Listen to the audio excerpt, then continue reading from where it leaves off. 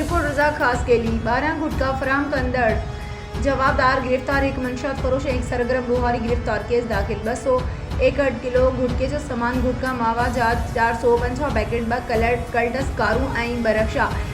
1020 ग्राम cheers 3 हथेलियूं देसी शराब ऐं हिकु पिस्तौल हथ एसएसपी छठो जे हुकुम ते मखली दादेजी ऐं छठो पुलिस मुख़्तलिफ़ हंधनि ते कामयाब कार्रवाइयूं करे 12 गुटखा फराम कंदड़ जवाबदार मुमताज़ ढोलो सलमान ढोलो इस्माइल पठान शहजाद पठान शकील मेमण ज़ायद अब्दुल्ला मला मिसमात हमीदा समेजो खे गिरफ्तार करे वरितो मिसमात शाइस्ता समेजो मिसमात सनम समेजो मिसमात मरियम समेजो मिसमात अमीना समेजो मिसमात कुलसुम समेजो ऐं मंशात फरोज़ जवाबदार सज्जाद उर्फ सज्जाद गायो ऐं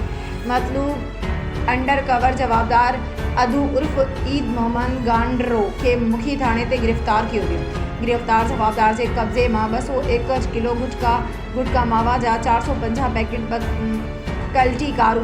2 रिक्शा 1020 ग्राम चर्स 3 किलो देसी शराब ऐं हिकु पिस्तौल हथ कियो वियो गिरफ्तार जवाबदार जे कब्जे मां गुटको मादो हथ कियो वियो